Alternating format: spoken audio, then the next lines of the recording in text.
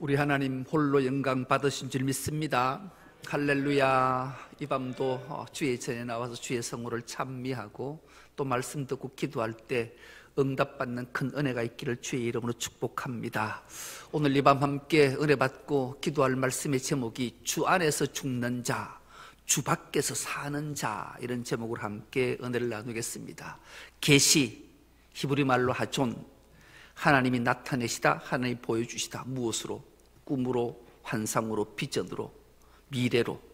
그렇게 보여주신 하나님, 꿈으로 봤던, 환상으로 봤던 그 계시가 신약에 와서 아포칼립시스, 하나님이 덮개를 벗겨서 뚜껑을 열어서 상세하게 보여주셨으니 이 감격은 이루 말할 수가 없었습니다. 친히 인간의 몸을 입고 이 땅에 오셨던 예수 그리스도가 모든 것을 다 보여주셨으니 얼마나 감격스러웠을까요? 그분이 십자가에 죽으시고 살아나시고 부활하시고 성천하신 그분이 가신 이후에 곧 오시리라 믿고 살았던 백성들, 그런데 그들의 기대와 꿈은 산산조각이 나는 것처럼 얼마나 심한 압제와 핍박이 있었던지, 고통 속에 있던 그때에 예수 믿는다는 이유로, 주님이 주님이십니다 고백하는 이유로 얼마나 많은 피를 흘려야 되는지, 가이사가 주님이시다 라고 인사하지 않았던 자들의 고통은 수많은 피를 흘리게 되죠. 결국 마지막 사도였던 사도 요한도 밤모섬에 유배되어서 처절하게 눈물로 보내던 어느 날 하나님이 그에게 계시해 주신 거예요.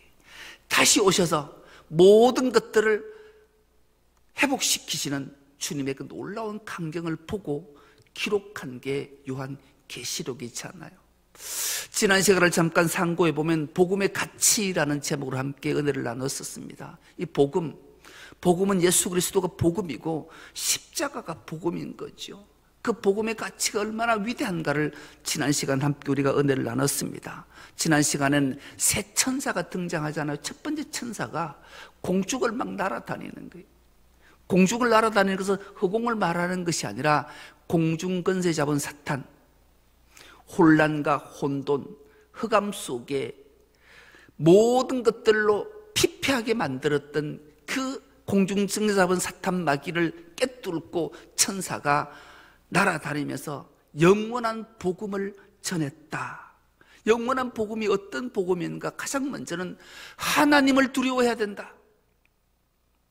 이 공중권세 잡은 사탄 마귀가 암흑 속에 죽음과 멸망을 이끌고 가기에 통치하는 그때에 진짜 영원한 생명을, 복음을 듣고 살아나는 길은 하나님을 두려워해야 된다. 사탄 마귀를 두려워하는 것이 아니라 하나님을 두려워해야 된다.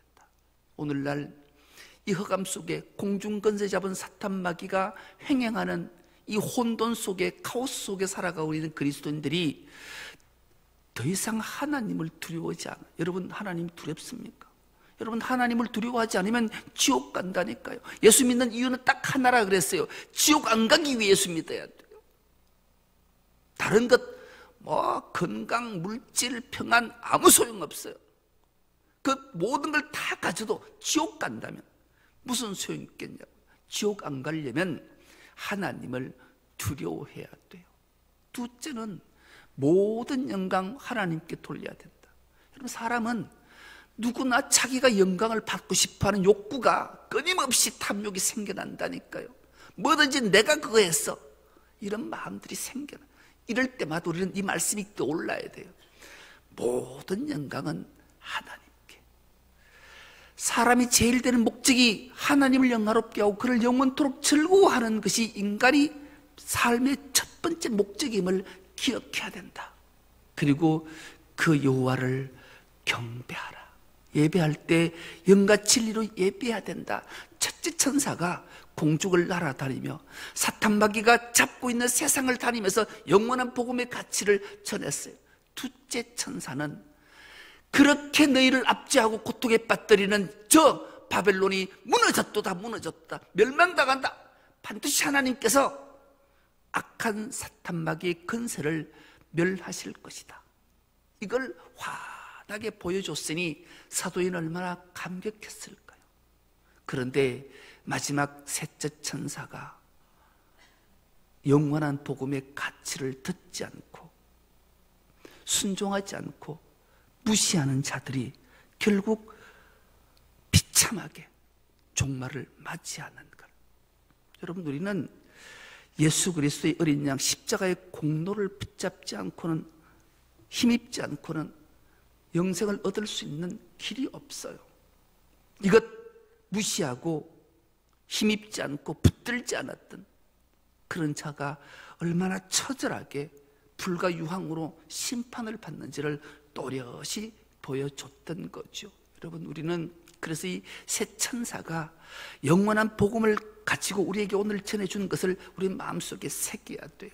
나는 오직 십자가, 어린 양 예수 그리스도의 보혈의 피만 나를 구원하고 나에게 영원한 생명을 준다. 어떤 난란과 핍박이 우리 엄습해도 나는 끝까지 십자가 붙들고 승리하겠다. 이런 마음가짐, 믿음, 신앙이 있기를 주의 이름으로 축복합니다. 오늘 본문은 이렇게 시작합니다. 또 내가 들으니 하늘에서 음성이 나서 이르되 기록하라. 지금 이후로부터 주 안에서 죽는 자들인 복이 있도다 하시매. 하나님의 음성이 또 들립니다. 그런데 이번에는 기록하라는 거예요. 여러분, 왜 하나님이 이제 말하는 것은 꼭 기록해야 되는가? 우리가 일생을 살면서 중요한 일이 있으면 반드시 기록해요. 아니, 이건 뭐 잊어먹어도 괜찮아 하면 기록하지 않지만 내일 누군가가 약속을 한다든지 어디를 가야 한다든지 누구를 만나야 되든지 중요한 약속은 반드시 기록하고 알람 설정까지 해놔야 돼요. 알람이 울어야 잊어먹지 않고 내일 어떤 일이 있구나, 어디를 가야 하는구나, 누구를 만나야 하는구나.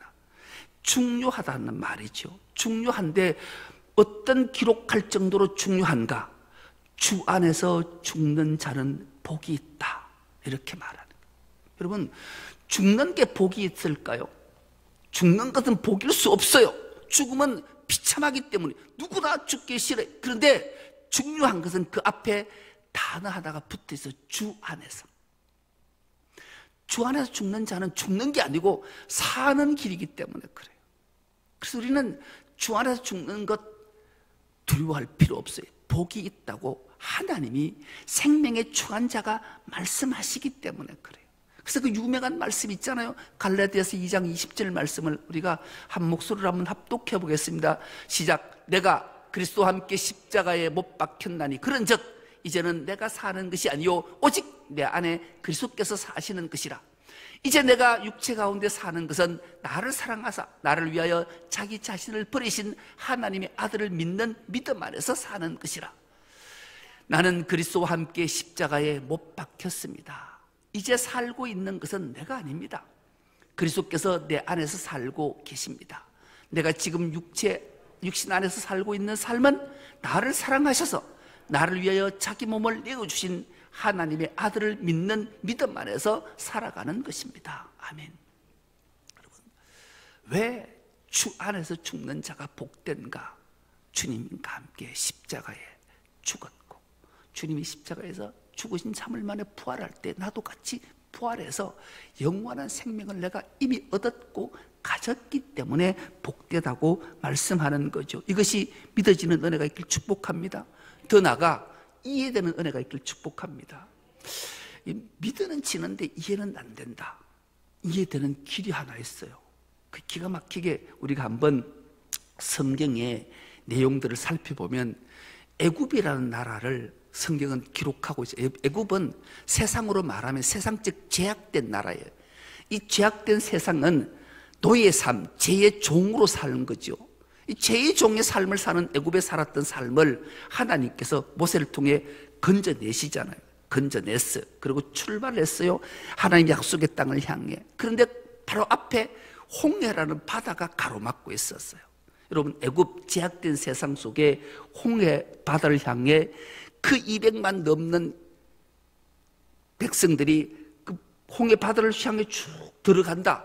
상상이 가시지요. 그러면 제약된 세상에서 보면 그 행렬은 삶의 행렬일까요? 죽음의 행렬일까요? 예, 묻는 게 바보지. 죽음의 행렬이에요. 바다로 스스로 죽으로 들어가는 거예요. 죽으로. 그런데 광야에서 바다로 죽음으로 들어왔던 사람이 바다에서 걸어 나와서 강야로 살아나오면 이게 죽은 거예요? 사는 거예요? 사는 거예요. 이 놀라운, 우리가 어느 관점에서 어느 위치에서 보느냐에 따라서, 죄악된 세상에서 보면 바다 속으로 들어가는, 죽음으로 들어가는데, 죽음으로 들어갔던 자들이 죽음을 이기고 다시 살아서 걸어 나온 모습을 상상해 보면 놀라운 거죠. 그렇게 걸어 나와 살아나온 홍해를 걷는 자들의 삶이 감격과 기쁨이 충만한 삶일까요? 그렇지 않아요. 그 강야길의 40년의 여정은 십자가를 지는 삶이에요. 그래서 이 십자가를 지는 삶을 살아갈 때 얼마나 우리가 힘이 드는지 몰라요. 그래서 마태복음 11장 28절과 29절은 이렇게 말씀하잖아요. 수고하고 무거운 짐진 자들아, 수고하고 무거운 짐진 모든 사람은 모두 내게로 오너라. 내가 너희를 쉬게 하겠다. 더 나아가 나는 마음이 온유하고 겸손하니 내 멍에를 메고 나한테 뭐하라? 배워라. 그리하면 너희는 마음의 쉼을 얻을 것이다. 여러분, 강야의 40년 여정은 고난과 고통과 어려움, 힘듦, 수고하고 무거운 짐이, 십자가의 무거운 짐, 여러분 수고, 땀 흘리고 애쓰는 것 힘겨워요. 그거 하고 싶은 사람이 누구 있겠냐고요. 무거운 짐을 어깨에 가득 지고 있다. 얼마나 힘들까요? 주님이 이 세상을, 아니 우리를 살리시기 위하여 십자가를 지고 골고다 언덕길 오르실 때 그 무게가 얼마나 컸든지 주님이 2번이나 쓰러지잖아요. 그리고 그 가파락 언덕길을 올라갈 때는 결국 연약해서 그 무거운 짐을 지고 가지 못해서 구레네 사람 시몬이 대신 십자가를 져야만 하는 그 엄청난 무거운 짐.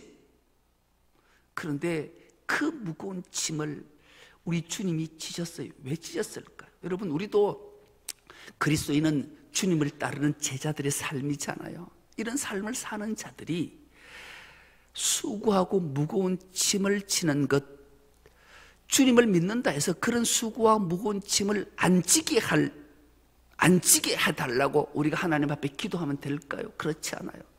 질 수 있는 힘을 달라고 해요. 그 힘은 어떨 때 우리가 수고를, 야, 이 수고는 내가 하고 싶어, 저 무거운 짐 내가 지고 싶어, 이럴 이유는 딱 하나가 있어요. 뭘까요? 생각이 안 나시는가요? 따라합니다. 사랑. 따라합니다. 사랑. 사랑. 여러분, 사랑하면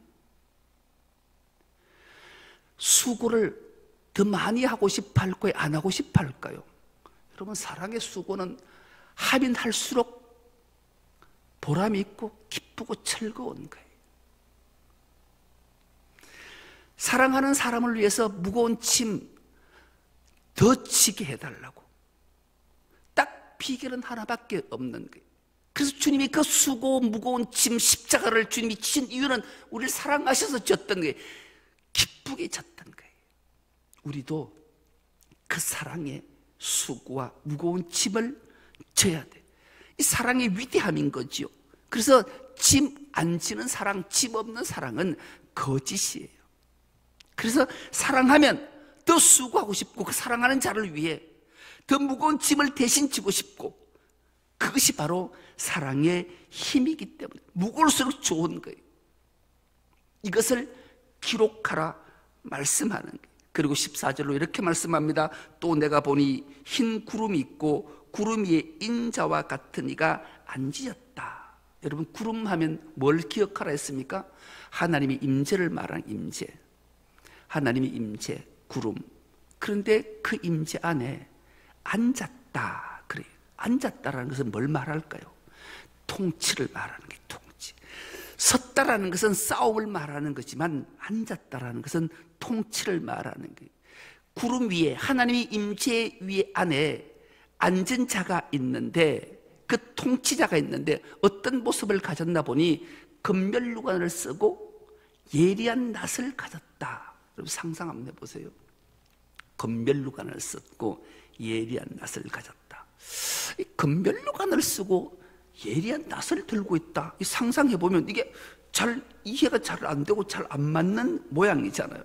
그래서 이 원어가 필요하고 해석이 필요한 거예요. 여러분, 예리한 낯이라는 원어는 두루마리라는 뜻이에요. 여러분, 두루마리 하면 뭘가 생각날까요? 하나님의 말씀이 두루마리에 적혀 있는 거죠. 요한계시록, 에스겔, 다니엘, 이 모든 성경은 묵시문학이라는 별칭이 붙어 있어요. 문학적 표현으로 예리한 낯을 표현했던 거지. 진짜 예리한 낯은 바로 두루마리인 하나님의 말씀을 지칭하는 거예요. 하나님의 임재 속에 어린 양이 금면류관을 쓰고 하나님의 말씀인 두루마리를 가졌다. 이 두루마리는 어떤 역할, 하나님의 말씀은 어떤 역할을 하는가를 우리는 히브리서 4장 12절을 통해 정확하게 말씀하시는데, 이 말씀도 우리가 한 목소리를 합독해 보겠습니다. 시작. 하나님의 말씀은 살아있고 활력이 있어 좌우의 날선 어떤 검보다도 예리하여 혼과 영과 및 간절과 골수를 찔러 쪼개기까지 하며 또 마음의 생각과 뜻을 판단하나니, 하나님의 말씀은 살아있고 힘이 있어서 어떤 양날 칼보다도 더 날카롭습니다. 그래서 사람 속을 꿰뚫어 혼과 영을 갈라내고 간절과 골수를 갈라놓기까지 하며 마음에 품은 생각과 의도를 밝혀냅니다. 아멘. 예리한 낫,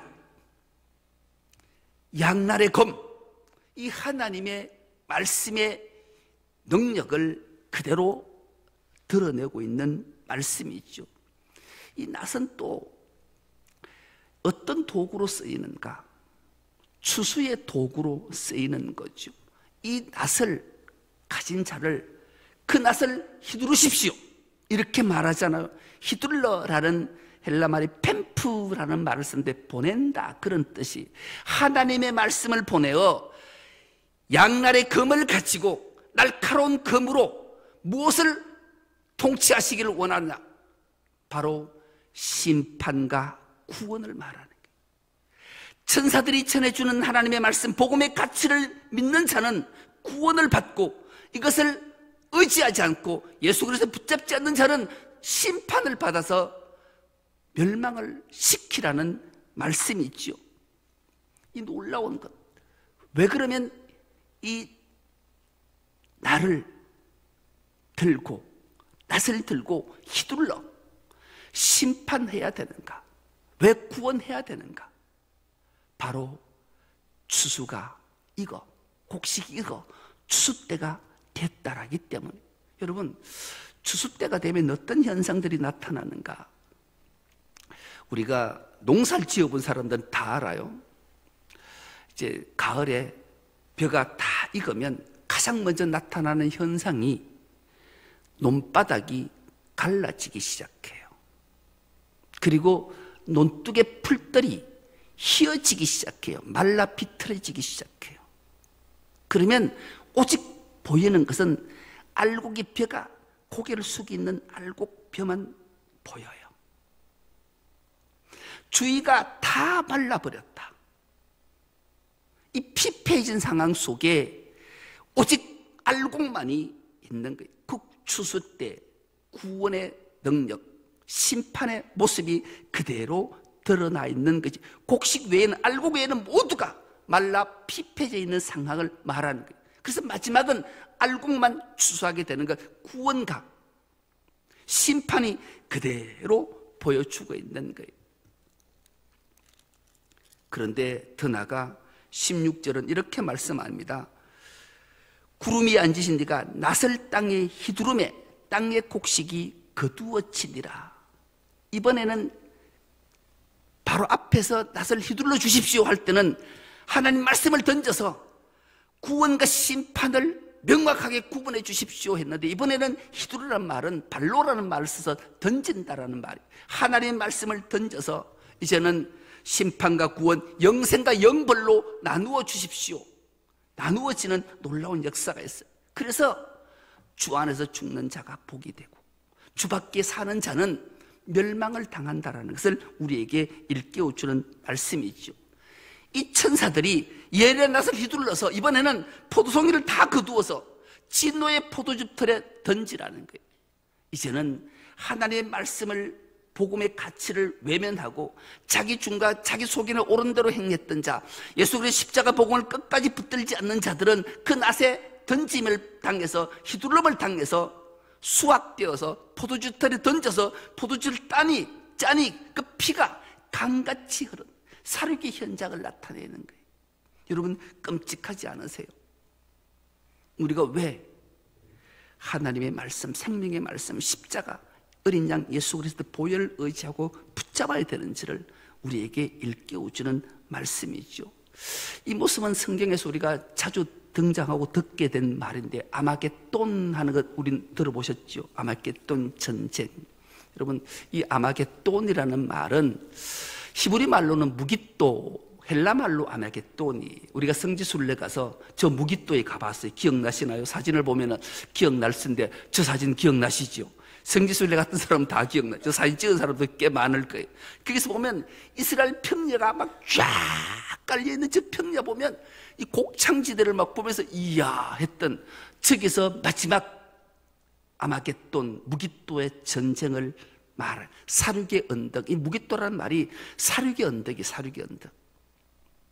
마지막 전쟁 때 어린 양이 금별류관을 쓰고 예리한 낫을 들고 휘두를 때, 던질 때 구원받은 자, 복음의 가치를 믿고 어린 양 예수 그리스도를 붙잡은 자는 영원한 생명 알곡으로 추수되어 천국 곳간에 들어가지만, 외면하고 불순종하고 믿지 않는 자들의 삶이 어떻게 처절한가를 이 사륙의 언덕 시체더미 산 무깃도가 그렇게 마지막에 우리에게 있을 거라는 것을 우리에게 일깨워주는 거죠. 그러므로 우리는 이런 끔찍한 사륙의 현장에 있는 자가 아니라 주 안에서 죽는 자 되어서 알곡으로 추수해 천국에서 영생 복락을 누리는 길은 오직 어린 양 예수 그리스도의 보혈을 의지하고 십자가를 붙드는 자, 지금의 삶이 힘든 삶이라도 십자가 붙들고 끝까지 인내하는 자가 승리해주고 영원한 생명을 주시는 줄 믿습니다. 우리 모두는 그런 자 되어 하나님의 성호를 찬미하는 주 안에서 죽는 복된 자가 되기를 주의 이름으로 축복합니다. 오늘 하나님 말씀을 기억하고